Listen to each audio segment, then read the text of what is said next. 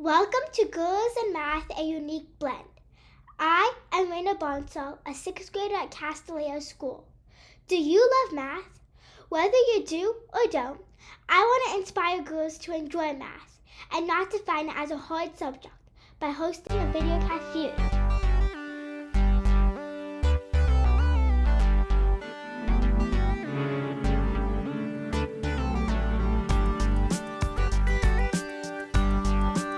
Welcome back. Today I'll be interviewing Miss Tucker, a math teacher at Castilleja School. Miss Tucker, thank you so much for being here today. Thank you for inviting me. It's an honor. So, just to get our audience to get to know you a little bit, could you please tell me a little bit about yourself, where you grew up, and your favorite memory from middle school? Yeah, so I actually grew up in Montana, which is close to Canada. It's in the Rockies, and I went to a really, really small school. So there were only 5 kids in my graduating class. Oh. And then I came to California for college and have been here ever since. So I really enjoyed California. Middle school, I would say, was a little bit rough for me. I specifically remember in 8th grade, I had a best friend for like 2 years. And things happened 8th grade. There was like drama in my friend group. Anyway, we essentially like didn't talk during 8th grade, which was so sad. And then I remember summer hit. It was like the week after summer, and we like got together and we were spending an afternoon together, and we both like looked at each other and we're like, what were we doing? And we said sorry, and we moved on, and we've been best friends ever since. So, how did you get interested in math? So my whole family is like math people, and as a math teacher, I don't like to say math people, but it was just kind of like in the air. I breathed growing up. So my mom was a mechanical engineer, my dad was an electrical engineer, and then ended up doing computer science and running a company. And so I remember like we would do hikes in Montana, and we'd go on these long, long hikes, and my family would just give me, I had 3 older siblings, and my family would just give me math word problems the entire hike. And I remember I was in like 3rd grade, and my mom was bored of giving me these word math problems. So she was teaching me how to do like solving a system of 2 equations like while we were hiking. So it was just like kind of all around me growing up. Yeah. So, was your family kind of your inspiration to pursue math, or was there a different inspiration that made you become a math teacher? I think it was probably a mix. I think a lot of it was my family and just like enjoying math growing up so much. And just seeing like all the ways it's used in the world, it was something I really enjoyed. And then also seeing how concepts mesh together. And I think that's one of my favorite things as a teacher, is trying to help students see those connections. Like when we're talking about trigonometric functions and then we're talking about logarithmic functions, like you're seeing the same patterns between those, which I think is really beautiful. Yeah. So, you kind of already talked about math like being used a lot in like kind of your everyday life. So, do you think math comes up in other subjects too, and do you kind of collaborate between other subjects to kind of show how math can be used, not only just solving problems, but also like in like your everyday life? Oh, absolutely. Yeah, I think applying math to the world is my favorite thing. Some examples, like exponential functions, whenever I teach that, I do a lot with compounding interest, and we spend a lot of time thinking about how do savings account works, how do credit card account works, how does debt work, like all of those things, all exponential functions. And then I also teach statistics, which is so applicable. If you're in the humanities, you're going to use statistics. If you're in the sciences, you're going to use statistics. If you're in a human in the world, you're going to use statistics. So helping students understand like how can we make graphs clear, how can we avoid them being misleading, how do you notice when someone's made a graph misleading, all of those things. Yeah. So, when growing up, did you face any stereotypes about girls in STEM fields? I personally did not, which I think was super fortunate. I think part of it was my mom was such a strong like math STEM focused person that I just had that incredible role model. And then I was fortunate when I got to college that I played on a women's sports team. I played ultimate frisbee. And so I was pursuing computer science at that time, and a bunch of my teammates were also pursuing computer science. So I always had a really strong network of like other capable, excellent women in STEM fields around me, which I think was a huge benefit that I didn't always recognize at the time. Yeah, so even though you didn't see or face any stereotypes while growing up, have you seen it like through your years of teaching? Have you seen stereotypes come up in girls? Sometimes. I think at my old school that was co-ed, I noticed that a lot of my students who like really saw themselves more as math people tended to be male, which was unfortunate. But since coming to Castilleja, the benefit of being at Castilleja is everyone identifies as female or non-binary or that, and so you don't face those stereotypes in the same way. I think the one thing that drives me crazy is like if you see TikToks or YouTube videos or something where people are like, "Oh, that's girl math." Like when they're like doing shopping or like, it drives me insane because I'm like, no, that's not girl math. That's just being dumb. But that's not math. And so I think it's sometimes that's where I tend to see stereotypes come up, and like people use it as a joke, but I think often those jokes kind of infiltrate the psyche and can really impact how girls see themselves in math. Yeah. So how would you respond if a student brings up a stereotype such as math isn't for girls or math is too hard? Yeah, I think responding to the second one first, I think I would talk about like worthwhile things are hard. Yeah. Like math should be hard, just like English should be hard and history should be hard, and they're kind of sometimes hard in different ways, but like them being hard means that you're learning. And if it's not hard, then you're probably doing something wrong in class. Yeah. So that's the first thing. And then stereotypes about like math isn't for girls.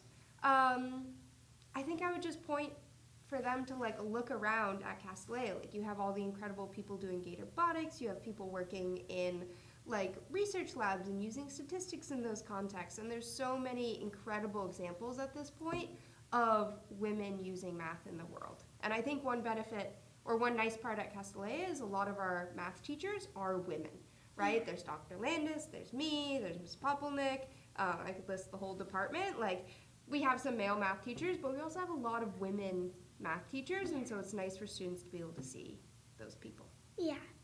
So what is your perspective and why girls are falling behind in math? Are girls falling behind in math? Well, there were some like newspaper articles that came out that after COVID, girls like are starting to fall behind in math, specifically those in public school. Yeah, so I think a lot of that is more social pressures about like who belongs in math classrooms, and I think that often leads back to teachers who maybe aren't as encouraging, or just like people's implicit biases come into the world, and so maybe they don't really encourage girls to take the honors class or those sorts of things. But in my experience, girls have been equally successful in math classrooms. So I think it's more like what people expect of you is generally what you achieve. And so I think if we're worried about girls falling behind in math, we should raise our expectations and really make sure we're addressing biases, our own implicit biases about who can be successful in the classroom. Yeah. So what do you think is the best way to inspire girls to study STEM subjects? Yeah, I think kind of going back to themes that I've talked about so far, I think me having a network of other women who are also studying those STEM subjects was really, really helpful, right? Like having people to work on problem sets with, and when I was struggling, like just having that community. So making sure that we're getting enough women into those upper level classes that they can support each other and feel like they belong and see themselves. Yeah.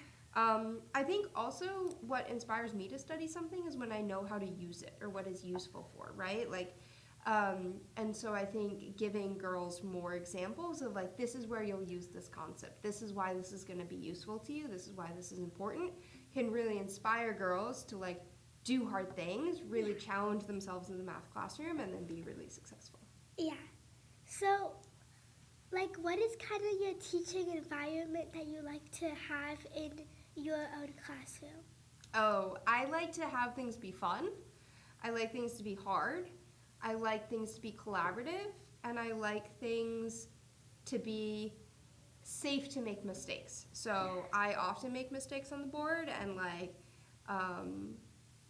call them out. Or when kids say oh, I think I'm like, yeah, I did. I messed that up. Let's fix it. So just try and make it a really collaborative space. And I think math is beautiful and fun, and I think oftentimes students do take that away from my class. Yeah. So, why is it important for girls to learn math? Math is everywhere. Yeah. And I think it's so important because it's, fortunately or unfortunately, I think often sometimes we think about oh, you're good at math, you must be smart, or you're bad at math, you must not be smart. Yeah. There's so many things wrong with those statements, so many things. But I think girls being successful at math can build a lot of confidence. It sets you up to be a problem solver, so no matter what issues or struggles or challenges or roadblocks you hit, you've developed that problem solving attitude and can really overcome a lot of things. Yeah. And then it's used in the sciences, it's used in the humanities, it's used in engineering, it's used in economics and business. You need a foundation of math to be successful in a lot of areas. Yeah. So, what is your favorite topic or concept in math? Oh, what a good question. To teach or to do? Both. Both? Okay. So to do, I think calculus is beautiful. And there's this concept of derivatives, which are essentially you're able to find the slope on some function or curve at any point. So you're used to finding slopes on lines, but you can, once you get to calculus, you can find it on any point of all these different slopes. Yeah. And then there's this concept of integral, which calculates the area underneath a line. So you can calculate the area of a rectangle, triangle, whatever, but you can get these curved functions that you find the area under, and those actually undo each other in the way that addition undoes subtraction. Oh, wow. Isn't that crazy? Yeah. So that's my favorite concept. Yeah. What is your favorite math joke or riddle? Oh, this is so nerdy. This goes back to derivatives. And I find this joke so funny because it's not funny at all. Yeah. So,